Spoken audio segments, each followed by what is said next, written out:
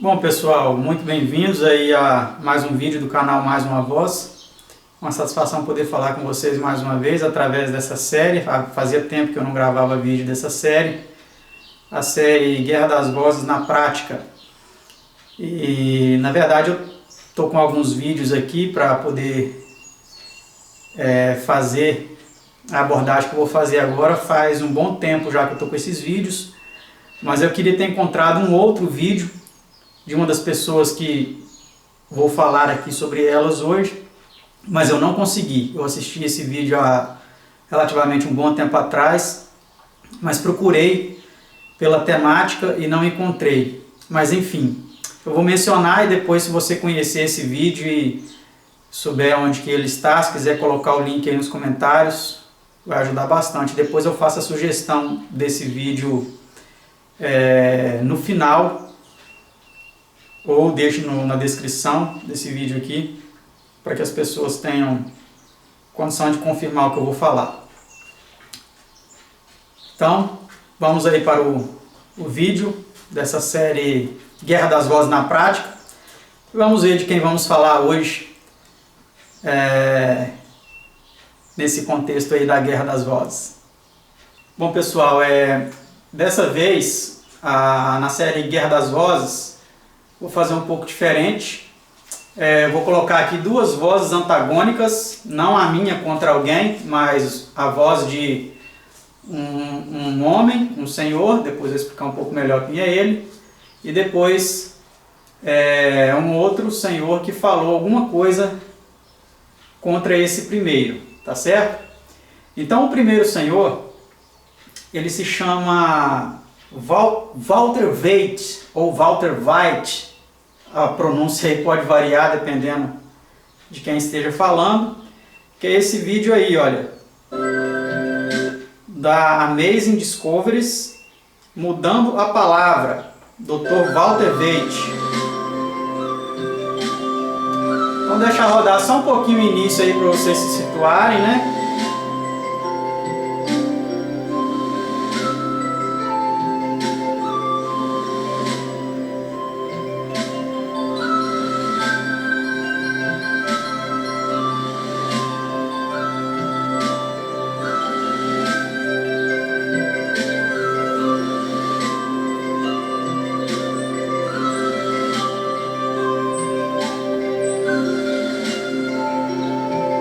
Introdução, o título, né, Mudando a Palavra.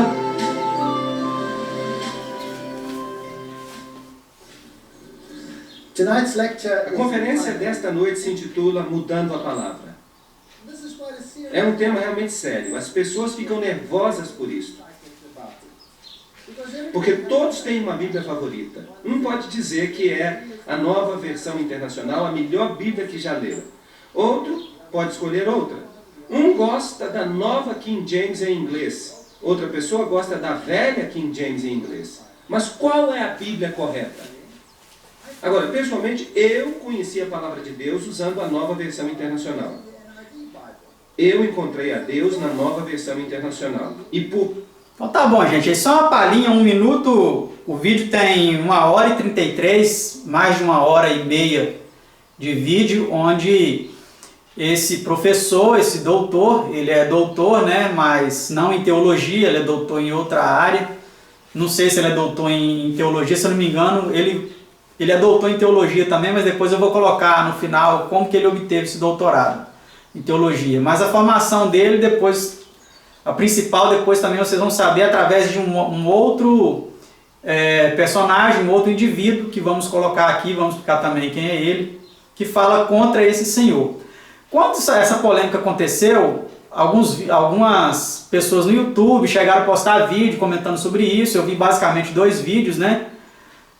Um do Leandro Muito Love, falando sobre essa treta aí entre os dois, e o outro, se eu não me engano, dos missionários voluntários, ou do IAGE, alguma coisa nesse sentido, algum desses 2 grupos, colocando essa fala antagônica aí dos dois. Mas eu analisei isso daí, eu queria fazer um vídeo com mais propriedade, né? Tanto que eu demorei um bom tempo para poder analisar todo o primeiro vídeo, assistir completo esse aqui, completo o outro também, do outro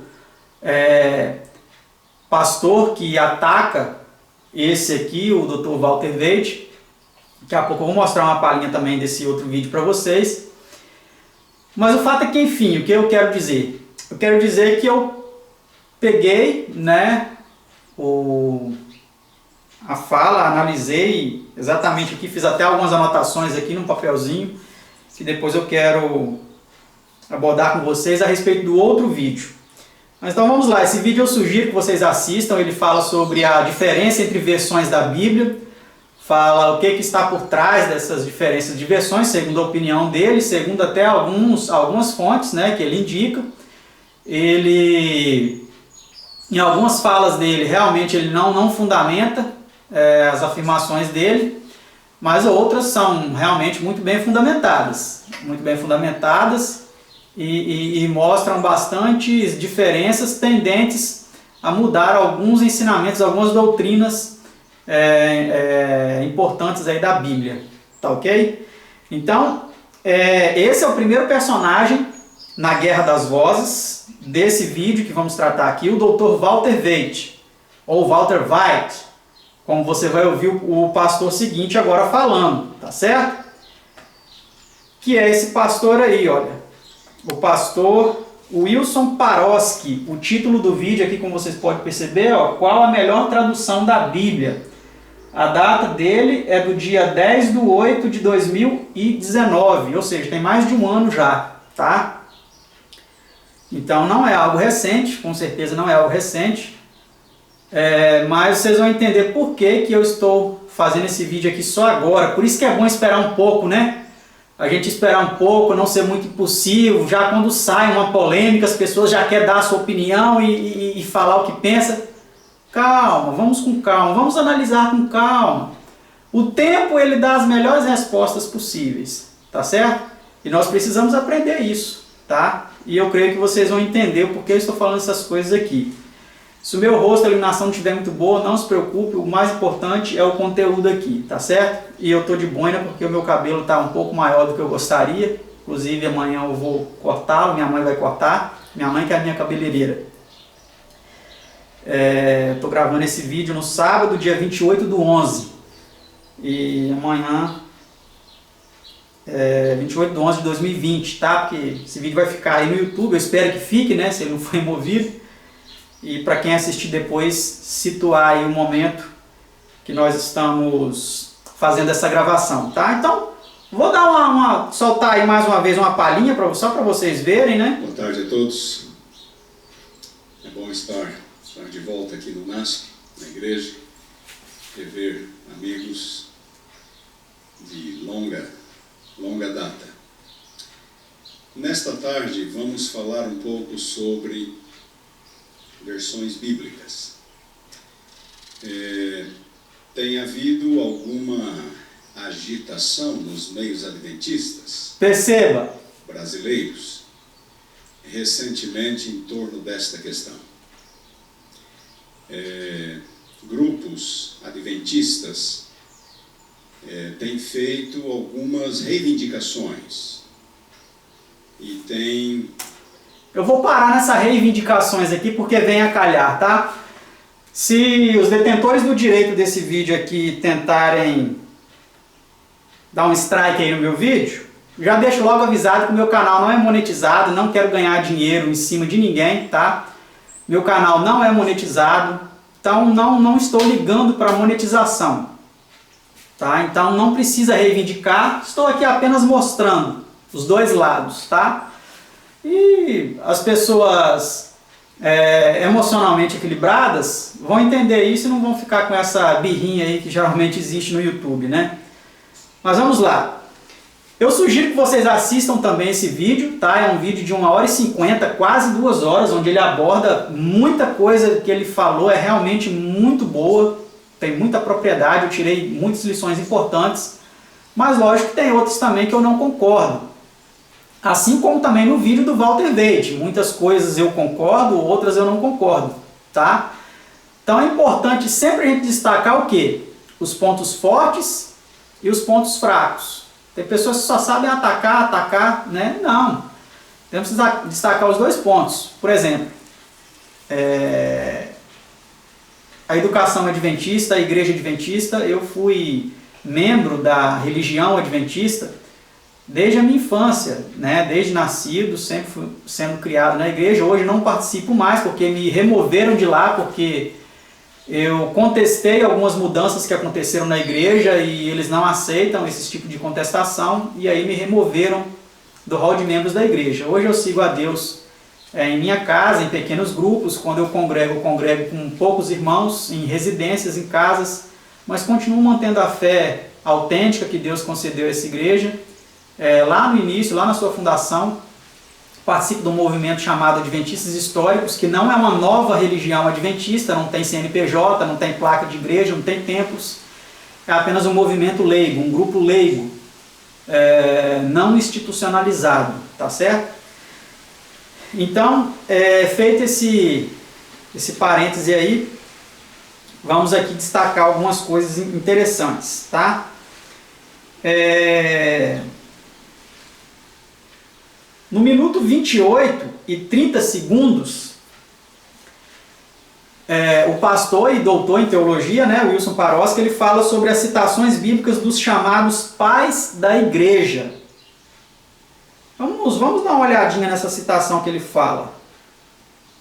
No minuto 28 e 30 segundos. Temas bíblicos, e eles estão constantemente citando passagens bíblicas.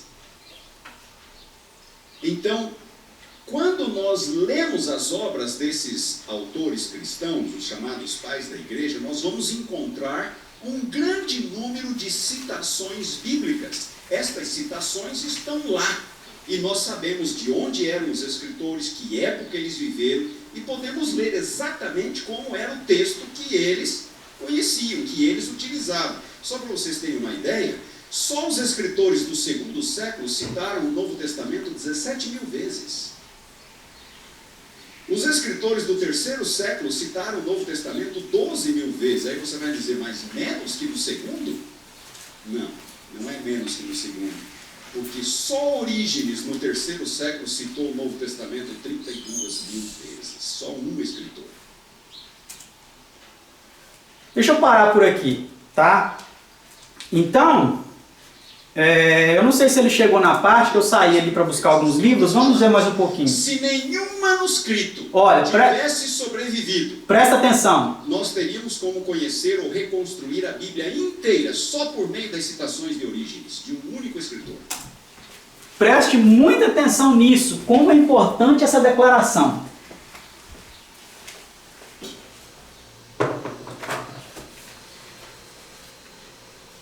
Ele disse o quê? Que se nenhum manuscrito da Bíblia tivesse sido preservado, só pelos escritos desses pais da igreja seria possível, montando a Bíblia, seria um trabalho bem maior, né? Pegando os textos, seria possível montar todo o quebra-cabeça bíblico, só pelos escritos dos pais da igreja. Mas uma coisa que ele não falou nesse vídeo, e eu quero mostrar para vocês aqui, que é o seguinte. Eu trouxe aqui quatro desses livros. Olha, 4 desses livros dos pais da igreja. Vou chegar mais perto aqui para mostrar para vocês. Ó. Padres Apostólicos, volume 1, Padres Apologistas, volume 2. Novaciano, muito bom esse aqui, recomendo que vocês comprem e leiam. Tudo isso são pais da igreja, tá vendo? A coleção patrística, esses livros são da igreja católica. Novaciano, muito interessante, leiam esse livro aqui. E eu quero citar um trecho desse aqui, ó, Eusébio de Cesareia, História Eclesiástica. Então o pastor disse que esses homens citaram textos bíblicos, e a autenticidade desses textos bíblicos ela é validada segundo a informação dele. O que ele não diz e nunca dirá para você, sabe o que é? é o que está escrito na página 118 desse livro aqui. Olha o que está escrito na página 118 aqui desse livro. Os outros apóstolos sofreram 1000 embustes que visavam a matá-los. Expulsos da Judéia, começaram a se espalhar por todas as nações no intuito de ensinar-lhes a mensagem, com a força de Cristo que lhes dissera: ide e ensinai a todas as nações em meu nome. Conferi Mateus 28, 19. Então tá aqui, ó. Vou mostrar o texto aqui para vocês, ó. O texto é esse aqui. Tá vendo aí, ó? O texto de Mateus 28, 19, citado por Eusébio de Cesareia, antes do concílio de Nicéia, tá? Porque em alguns livros dele, após o concílio de Nicéia, ele já citou esse texto como está hoje na nossa Bíblia. Então percebe-se que houve uma manipulação, né, devido ao concílio de Nicéia. E esse texto foi mudado depois. Mas antes do concílio de Nicéia, o texto de Mateus 28, 19, citado por esse chamado pai da igreja, do 4º século, não fala para batizar em nome do Pai, do Filho e do Espírito Santo, mas fazer discípulos de todas as nações em meu nome. Não cita nem batismo. Não cita nem batismo. Então, olha como é importante estudar realmente isso daqui. Ele fala uma coisa excelente. Eles citaram textos bíblicos. Tem um outro texto ali maravilhoso que fala que Jesus nasceu do ventre de Deus antes da aurora. Antes de todas as coisas, antes da aurora, o filho saiu do seio do pai, do interior do pai. Então, esse texto nas Bíblias protestantes ele não está, vocês vão encontrar nas Bíblias católicas, no Salmo 110, versículo 3, tá? Que é um salmo messiânico aí, que fala da relação entre o pai e o filho. Mas então vocês percebem que isso aqui ele jamais vai mostrar para vocês. Eu já li um artigo desse Wilson Paroski, desse pastor e doutor em teologia Wilson Paroski, onde ele que fala que não, que o batismo é em nome mesmo do Pai, do Filho e do Espírito Santo, que essa foi uma mensagem progressiva que foi sendo dada à igreja, que os apóstolos realmente não batizaram em nome do Pai, do Filho e do Espírito Santo, mas essa mensagem foi uma mensagem progressiva, que depois veio o Evangelho de São João, né, que foi o último evangelho escrito, que fundamenta melhor ali o Espírito Santo como sendo um outro consolador, um terceiro, enfim, não vou entrar nesse detalhe agora. Existe um estudo muito importante no nosso site, talvez eu coloque o link aqui na descrição para vocês estudarem depois a respeito desse assunto. Mas o fato é que o quê? O fato é que é importante realmente estudar os pais da igreja. E nos pais da igreja, antes do concílio de Nicéia, percebemos que o texto de Mateus 28, 19 não fala para batizar em nome do Pai, do Filho e do Espírito Santo. No minuto 36, ele afirmou que não houve alterações intencionais na Bíblia. Depois disse das alterações intencionais. Depois ele disse de alterações intencionais, né? Então quer dizer assim, ele foi um pouco contraditório, tá? Não vou mostrar todas essas partes, tá? Só algumas. Então essa aqui eu vou pular. No minuto 38, aos 20 segundos, ele disse que houve alterações baseadas na liturgia. Então olha que informação importante. Esse pastor, esse teólogo, esse professor de pastores, ele forma pastores na Faculdade Adventista de São Paulo. Ele afirmou, no minuto 38, aos 20 segundos desse vídeo aqui, que houve alterações na Bíblia baseada na liturgia. E se você pegar a Bíblia de Jerusalém, no texto de Mateus 28, 19, você vai ver escrito lá na nota de rodapé dela, que aquele texto, ele é uma glossa, né? Se eu não me engano, não é esse que fala que é uma glossa, é o de 1 João 5,7. Fala que esse sofreu influência do uso litúrgico, posteriormente fixado na comunidade primitiva. É exatamente nessas palavras. Então, a liturgia em nome do Pai, do Filho e do Espírito Santo, que é a liturgia católica, ela realmente influenciou a mudança no texto de Mateus 28, 19 e também de 1 João 5, 7 e 8, tá? Que hoje já se descobriu que não é mais como está na maioria das Bíblias que geralmente o pessoal utiliza. E um fato que eu queria ter encontrado no vídeo, que o Walter Veith afirma que esse texto de 1 João 5, 7 e 8, que fala: há três que dão testemunho no céu, o Pai, a Palavra e o Espírito Santo, esses três são um.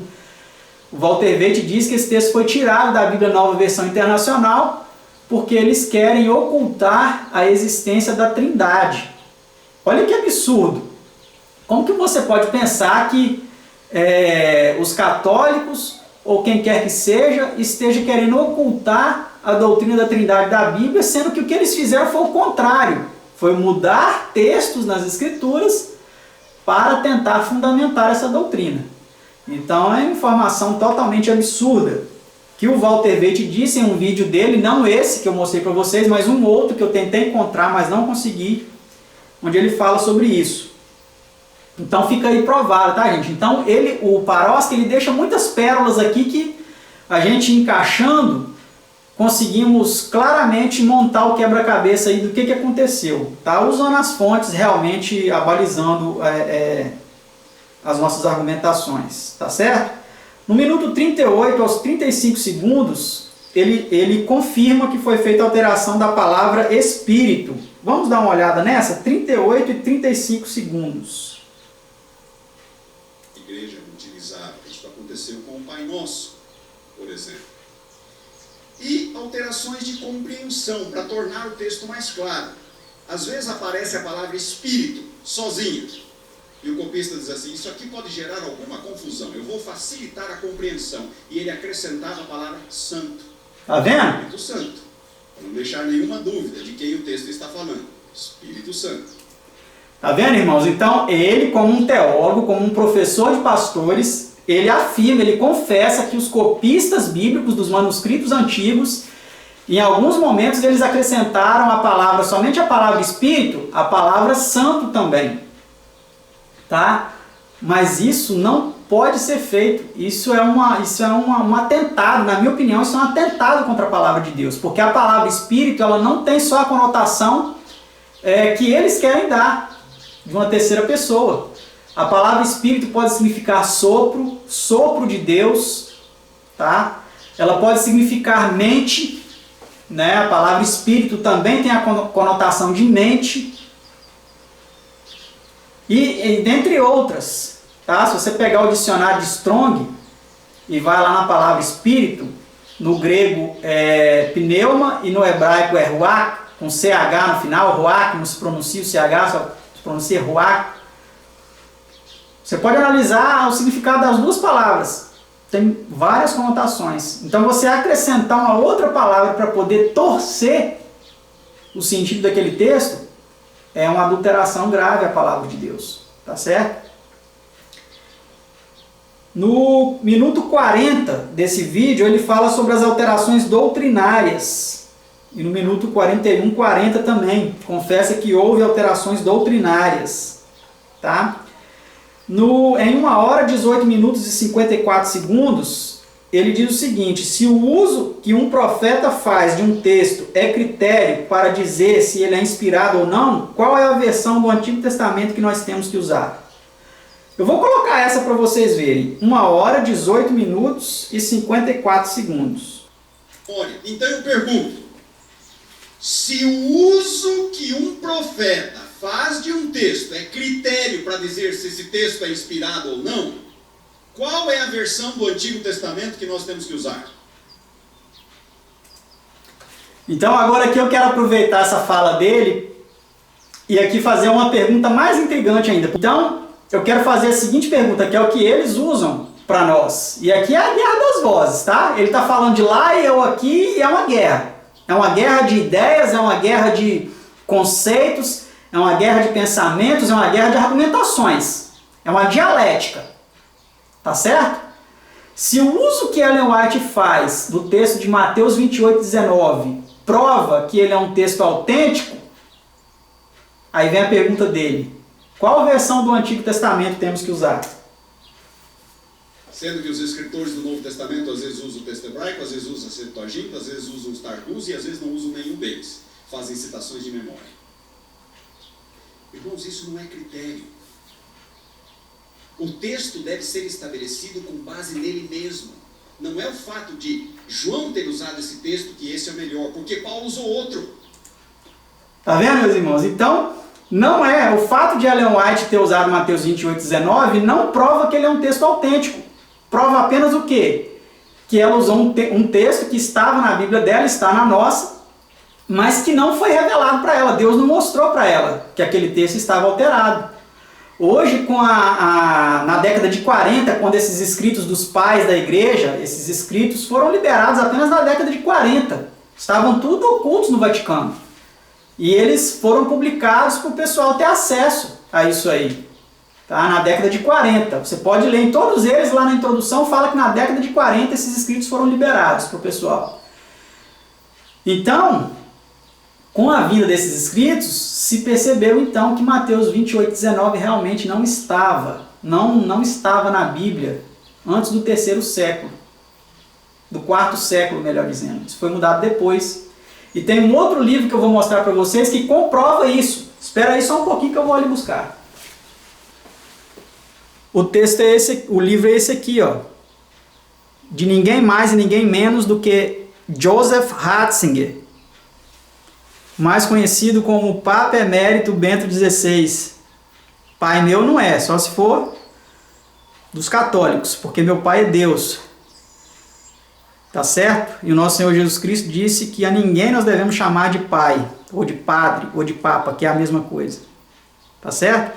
Então ele aqui nesse livro, Introdução ao Cristianismo, ele confessa claramente que esse texto de Mateus 28:19, ele foi escrito em Roma, não foi escrito nem em Jerusalém, ele foi escrito em Roma, ele não diz quem escreveu, essa informação ele oculta, mas ele afirma que esse texto ele foi escrito em Roma por volta do 3º ou 4º século, e foi escrito por motivações políticas, ou seja, por causa da controvérsia ariana que existiu e através da influência de Constantino. Ele cita também Constantino aqui nesse livro.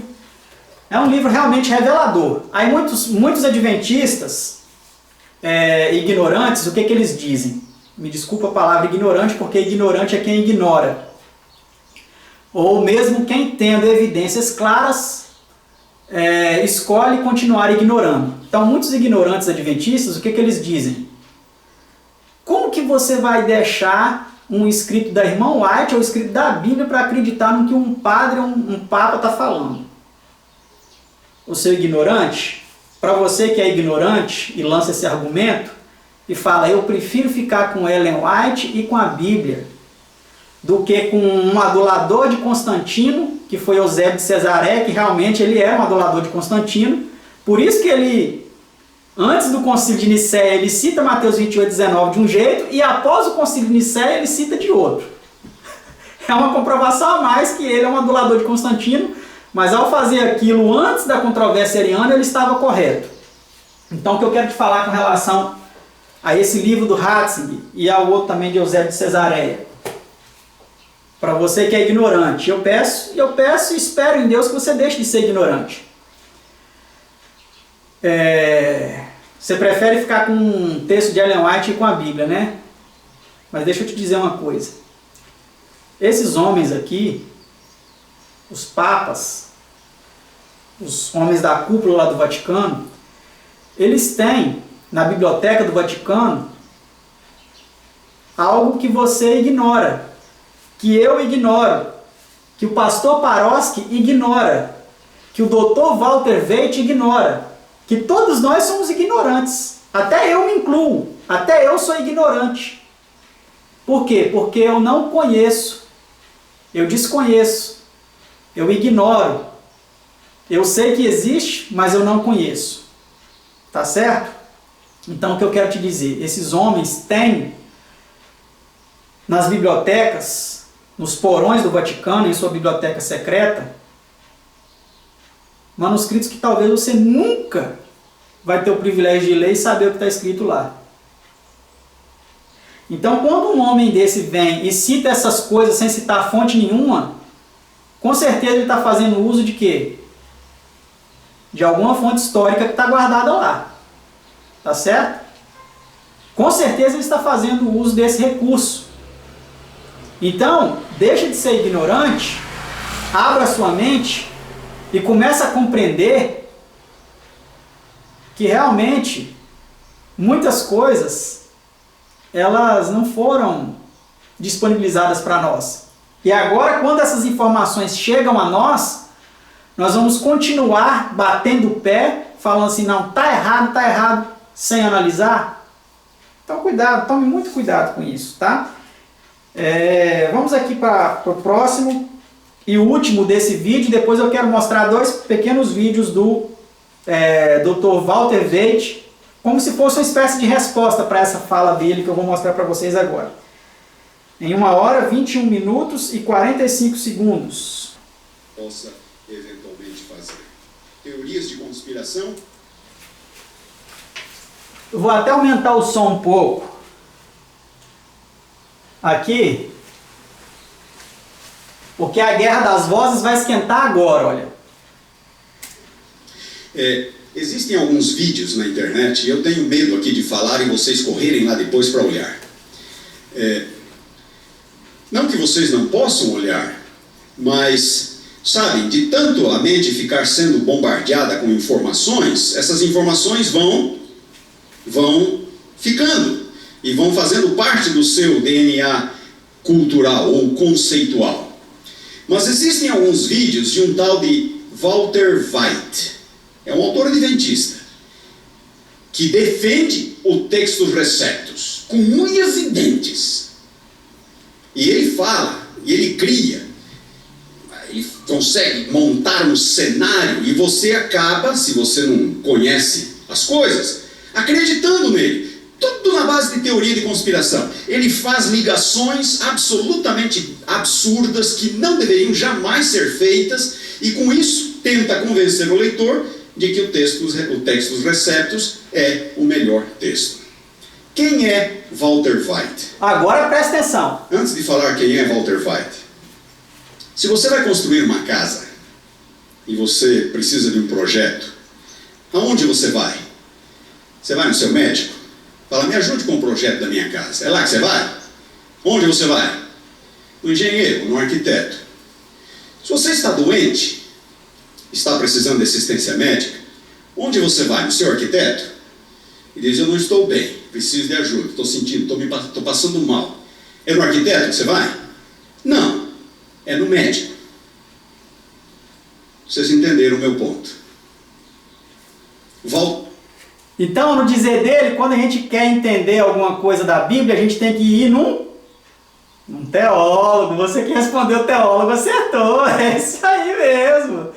Temos que ir num teólogo, porque quando você está doente, você vai no médico, né? Quando você quer cortar o cabelo, você vai num salão, né? Numa cabeleireira ou num barbeiro.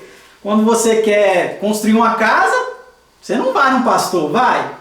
Não, você vai no engenheiro e etc e tal. Aí quando você quer conhecer algo da Bíblia, quando você quer se envolver num aprofundamento aí da palavra, você vai aonde? Você vai no pastor. Mas eu vou fazer uma pergunta para ele, vamos ver se esse vídeo chega até ele, se ele tem coragem de responder aí nos comentários ou fazer um vídeo respondendo. Quando Jesus precisou de 12 discípulos, ele foi aonde? Ele foi no Sinédrio? No templo? Ele foi no templo, né, pastor? Quando ele precisou de 12 discípulos, ele foi no templo. Nem o próprio Jesus foi ensinado pelos rabis. Quando Jesus começou a ensinar as multidões do seu ministério, os rabis ficaram inquietos, falando assim, mas quem é esse que fala tais? Como ele pode falar tais coisas se ele não foi instruído nas letras? Se ele não conhece as letras, que letras são essas? As letras hebraicas lá da Torá e etc e tal, não é isso? O próprio João Batista também não foi ensinado pelos rabis. Foi ensinado por Deus, foi direto na fonte. Não recebeu influência viciada de nenhum mestre da lei. Não recebeu instrução de nenhum homem que estava ali mancomunado com Roma. Porque quem elegia os sumos sacerdotes, na época de Cristo, eram ali os romanos, eles que colocavam lá, não, você vai ser o sumo sacerdote. Quem definia isso era eles. Então esses homens, João Batista, Jesus, eles não foram educados pelos mestres da lei, pelos professores de teologia. Não foram não, tá? Então pastor, responde aí para mim, quando Jesus precisou de 12 discípulos, ele foi aonde? Foi na faculdade do NASP? Ele foi na faculdade dos rabis, lá de Israel? Responde aí para mim, faz favor. E... deixa mais um pouquinho aí. Walter White é um zoólogo. Tá? Não é teólogo. Não é historiador. É um zoólogo. E isso é uma das coisas que me incomodam. Incomoda? Te incomoda, né? Porque você acha que tem que ir só em você, né, seu egoísta? Te incomoda, né? Então tá bom, vamos ver mais um O que pouco. existe de ólogo, que não é teólogo, produzindo vídeo na internet, e multidões ficam lá. Então eu sou um ólogo, que eu estou produzindo vídeo na internet e pouca gente vai assistir. Eu sei que pouca gente vai assistir esse vídeo, meu canal é um canal pequeno, mas eu sou um ólogo também, né? Beleza, não importo com essa alcunha de ólogo, não, tá? Eu não ligo nem um pouco. Vamos lá. Mas o Dr. Walter Veite com certeza é um ólogo bem mais conceituado que eu. Eu não tenho doutorado, eu não tenho mestrado, eu não tenho artigos científicos publicados, não, nada disso. Ele tem bastante. Olha, dá uma olhada, o que ele está falando é verdade. Gente, se vocês quiserem aprender sobre teologia, vocês vão a teólogo. Vocês não vão a zoólogo. Mas alguns acabam confiando a sua salvação eterna a pessoas que não têm preparo. Eu tenho que confiar na salvação eterna a você. Tá. Na época de Cristo, Jesus falou assim, que os mestres... Vou colocar o texto aí para vocês verem. Os mestres da lei, eles mantinham com eles a chave do conhecimento. Mas eles não entravam e nem deixavam ninguém entrar. Será que isso se aplica só naquele tempo ou se aplica também a esses homens hoje? Medita aí nesse texto. Será que hoje está diferente? Na última fase da humanidade, no último momento da história desse mundo, a igreja hoje está melhor, será? Ou está, no mínimo, na mesma condição, ou até pior? Na área. Os vídeos do Walter White, os artigos deles, já foram respondidos mais de uma vez pela igreja. Mas é claro, ele não diz isso nos vídeos. E continua fazendo vítimas. E alguns vídeos deles estão traduzidos para o português. Então encerra aqui essa parte que ele fala do Walter Veite. Vocês viram que é uma guerra mesmo, a guerra das vozes. Ele usou a voz dele para massacrar, para colocar lá embaixo o Dr. Walter Veite. Que eu repito, assimilo, assisto o material dele, mas não acredito em tudo que ele fala. Mas eu diria que 80%, 90% do que ele fala tem muito aproveitamento.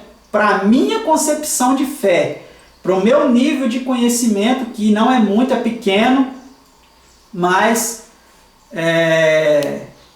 eu preciso confessar isso aqui, tá? Mas vamos ver agora, mais de um ano depois, né? Você percebe que aqui, olha,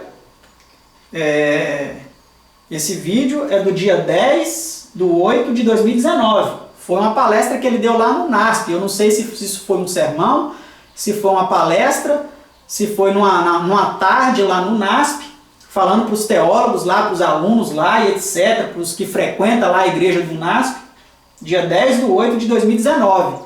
Vamos ver agora, mais de um ano depois, o que o Walter Veite falou. E eu tenho certeza, o Walter Veite não citou o nome dele, mas eu tenho certeza que foi uma deixazinha que o Walter Veite deu para essa fala absurda aí do teólogo, que a gente tem que confiar a salvação da nossa alma a ele. Vamos ver então aqui. Agora, isso é realmente incrível, você não ter nada de pensamentos próprios. Então, desculpe, se você ver alguma coisa que é branca, mas a igreja diz que é preta... Não foi exatamente o que o Papa disse, em outras palavras. Não acabamos de ouvir seu Sim. discurso? Se não concordarmos com ele, não há lugar para nós. Não há lugar para nós. Não há lugar para você. Ok?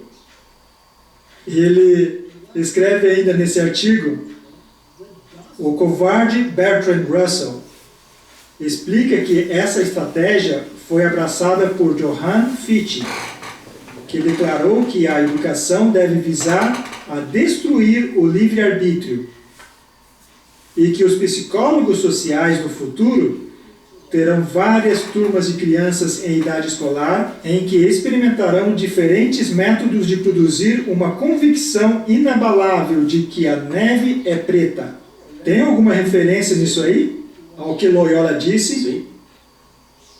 Os réus culpáveis por armarem a aprendizagem contra a aprendizagem e travarem uma guerra aos livros são Inácio de Loyola, Thomas Wolsey, Johann Fichte e Bertrand Russell. Isaac de Israeli merece crédito por lutar contra os jesuítas. E aqui estão as fontes para os documentos. Não se trata de uma conspiração. Isso é um fato histórico. E muitos são os que argumentam e combatem isso porque são parte das instituições que praticam as instruções de Loyola. As instruções de A Loyola. mente de jovens em nossas universidades. Ora, é verdade que nossas universidades fazem isso? Eu tenho algumas experiências nisso. Estive em uma das maiores universidades em nosso país, onde ensinei.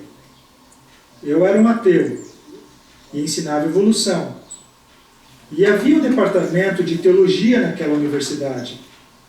Mas não podia neutralizar o que os evolucionistas estavam dizendo. E até hoje, se ligarmos o rádio, tem programas nos quais meus ex-colegas estão proclamando as virtudes da evolução, bem como a ignorância e a estupidez daqueles que creem na Bíblia.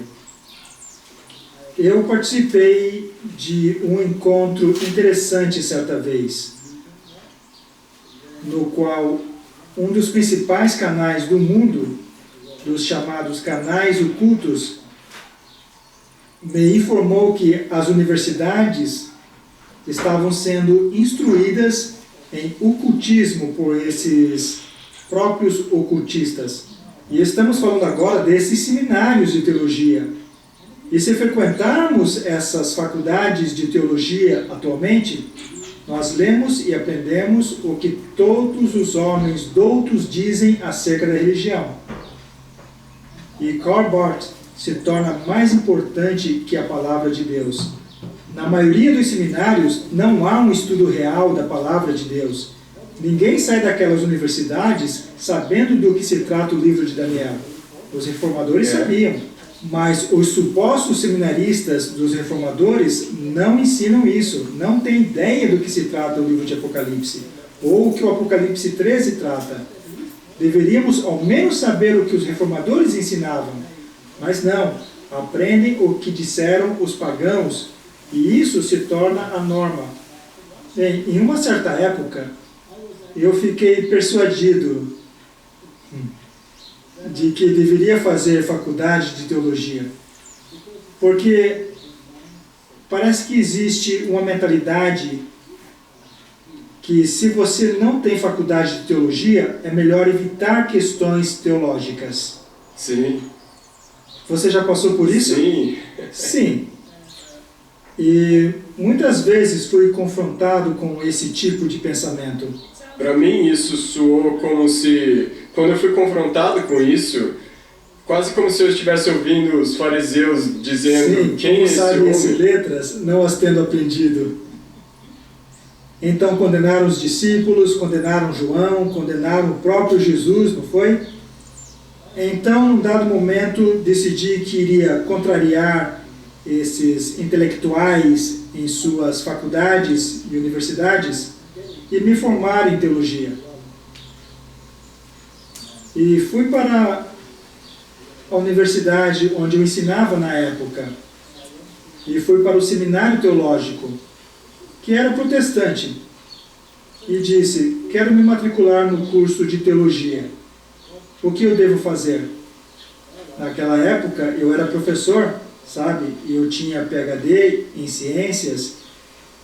E o Senhor me disse: bem, isso é muito fascinante, sabe? Você já tem tantos títulos que o que precisa fazer é lhe dar um curso preparatório para você passar por uma prova e vai direto ao mestrado e depois a uma tese doutoral. Eu disse: bem, maravilhoso, vamos fazer isso. Ele me disse: você pode iniciar a tese imediatamente, se desejar. Tem algum assunto em mente? Então pensei comigo mesmo: como que eu vou falar isso? Então disse: posso fazer uma tese sobre o Gênesis versus o pensamento científico moderno. Ele quase teve um ataque cardíaco. Disse: não. Isso não vai dar certo, porque nós não nos alinhamos com nada que seja contrário ao paradigma da evolução. Então eu disse: então, uma tese onde se compara de maneira construtiva a história das Escrituras com o conhecimento científico atual. E mesmo que sustente algumas das questões das Escrituras, isso não seria satisfatório? E ele disse: claro que não. Nós não nos faremos de bobos aqui. Então eu disse: ok, está bem, deixemos esse tema para lá.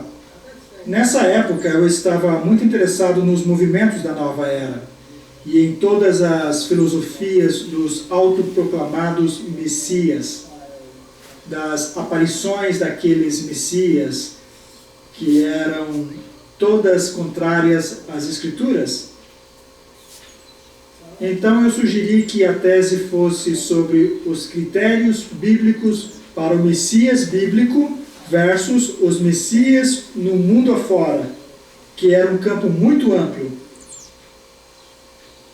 E ele olhou para mim com esse olhar apático e disse: a qual Messias bíblico você está se referindo? Ora, ele é um protestante, é um teólogo que está falando, não é? E eu olhei para ele e perguntei: tem mais de um? E ele disse: claro que sim, a Bíblia está cheia de alegorias. Todo mundo é um Messias ou um Messias em potencial. Então eu disse: está bem, vou pensar nisso. E deixei para lá, percebendo que os argumentos não estavam chegando a lugar algum. E voltei ao meu escritório e disse a mim mesmo: sabe, se é essa a educação que os teólogos têm, então bom proveito para eles. Eu me satisfaço com o meu conhecimento científico e o que mais puder coletar dos escritos da palavra de Deus. Amém. E isso é o que importa. Mas foi até aí que chegou. A propósito, é claro, eu realmente sou formado em teologia.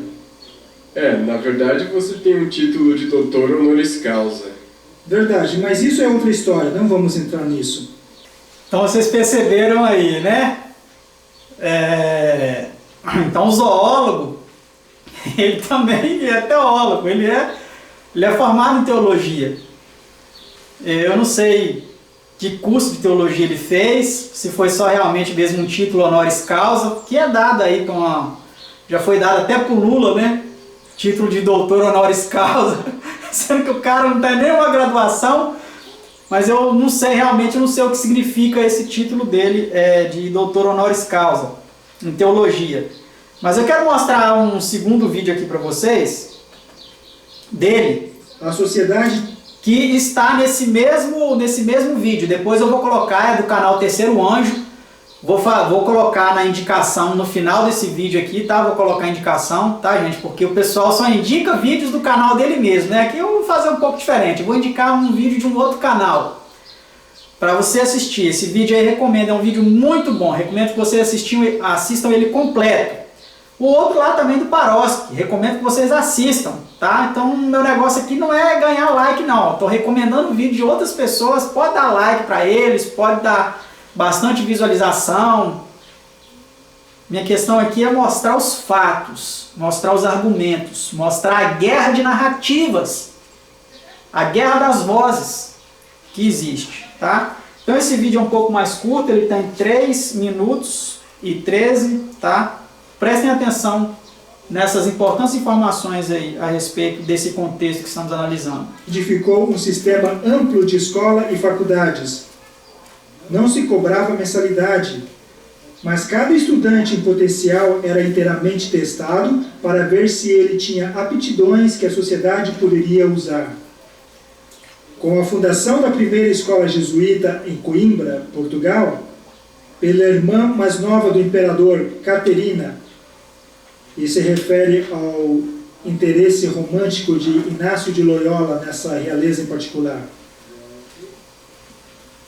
A principal ocupação jesuíta se tornou o ensino.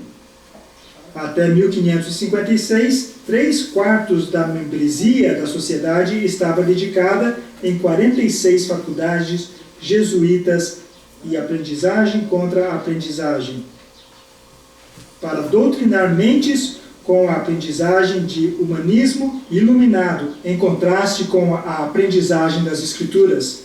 É por isso que Martinho Lutero fez os discursos que fez. E por que ele disse que as universidades e escolas eram esgotos? Sim, que eles deveriam reformar o sistema Exatamente. educacional. Essa rede se expandiria até 1749 a 669 faculdades, 176 seminários, 61 casas de estudo e 24 universidades parcial ou integralmente sob a orientação jesuíta. E agora, a triste frase. Muitas famílias protestantes enviavam seus filhos a escolas jesuítas. A despeito do alerta inicial de Martinho Lutero em um apelo às classes governantes que acabamos de ler, que a menos que treinem diligentemente e impressione as escrituras sobre os jovens alunos, as escolas certamente estarão ampliando os portões do inferno. A grade curricular jesuíta, ou Ratio Studiorum, métodos de estudo, concedeu às escrituras uma significativa desatenção. As escrituras não eram mencionadas.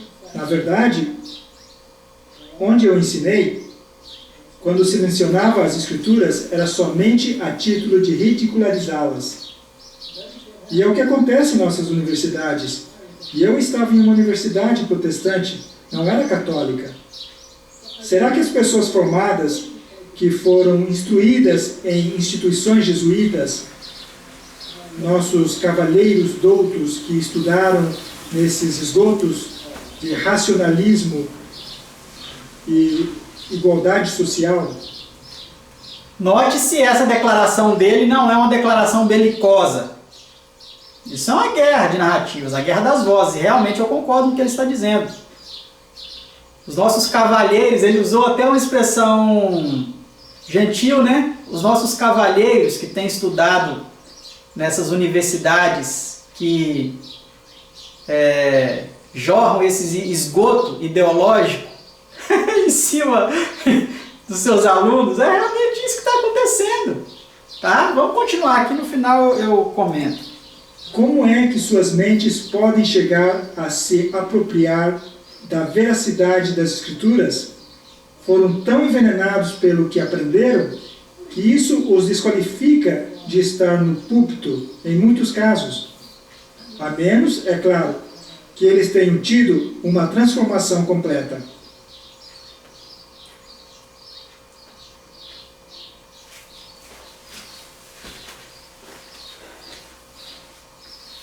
Tá vendo, meus amados? Então, a realidade é essa aí.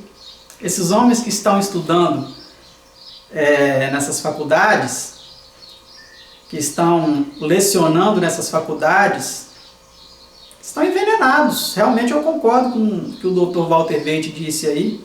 O zoólogo falou com bastante propriedade. Tá? E vocês viram a dificuldade que ele teve de encontrar um tema para uma tese doutoral em uma universidade protestante. Não estavam reconhecendo nem mesmo Jesus Cristo como Messias, gente. Perceba que absurdo esse. Isso lá na África do Sul, ele é da África do Sul. Perceba que absurdo. Uma universidade protestante não querer que um homem faça uma tese doutoral demonstrando que o verdadeiro Messias é Jesus Cristo, provando com textos do Antigo Testamento, em contraste com os falsos Messias que têm surgido por aí ao longo dos séculos. Então olha que absurdo, gente, que nós estamos vivendo. Imagine se eu ou se qualquer outra pessoa, eu sou simplesmente formado em administração, não tenho pós-graduação, não tenho mestrado, não tenho doutorado, nada, só isso. E estou satisfeito. Não uso meu curso, mas estou satisfeito. E a mensagem ela é revelada para o simples mesmo. Vou mostrar um texto aqui para vocês, vou colocar aqui do lado. Ó. Vou colocar o texto aqui do lado para vocês, que nosso Senhor Jesus Cristo disse o seguinte: graças te dou, ó Pai, Senhor do céu e da terra, que ocultaste essas coisas aos sábios entendidos e as revelaste aos doutores. É isso que fala o texto? Revelaste aos pastores, revelaste aos rabis da sinagoga, revelaste aos saduceus, aos fariseus. É isso que Jesus falou? Não.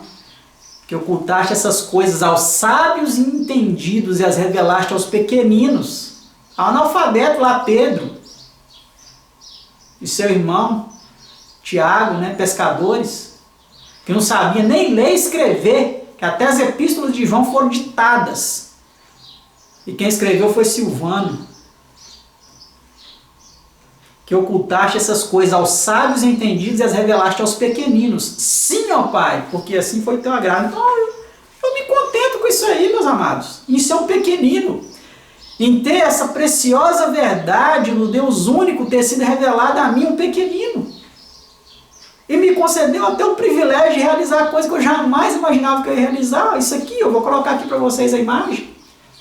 2 livros que Deus me concedeu a graça, o privilégio de escrever, e estou terminando um terceiro sobre esse assunto, o assunto da divindade.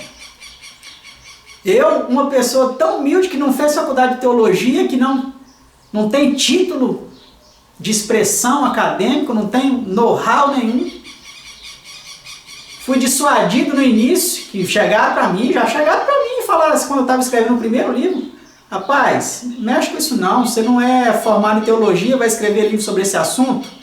Eu que sou formado em teologia, nunca escrevi livro sobre esse assunto. Eu tenho um livro que ele está guardado nos meus arquivos, eu não escrevi, não me atrevi a escrever, porque eu não me reconheço digno de fazer isso. Então olha só para você ver a mentalidade das pessoas. Não, você só pode escrever se você tiver faculdade de teologia. Mas está aí, meus amados.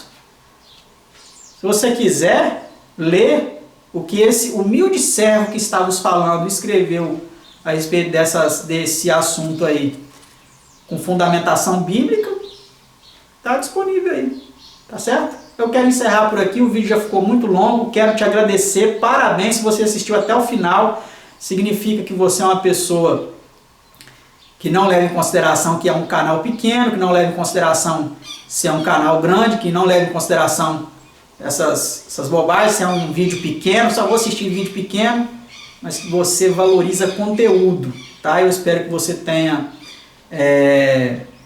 entendido a proposta desse vídeo, analisado. Recomendo que vocês assistam os vídeos aí, vou colocar a descrição de todos os 3, para que vocês assistam todo o conteúdo, para vocês estarem inteirados do que se passou aí e fazer a análise de vocês, assim como eu estou fazendo a minha aqui, mostrando para vocês, tá? Essa é a minha sugestão para você, agradeço pela sua atenção, que Deus continue abençoando a todos. Até mais, até o próximo vídeo. Deixe aí o seu like, compartilhe se você quiser, se inscreva no canal se não é inscrito, e blá blá blá blá, todas essas coisas. Tchau, um abraço.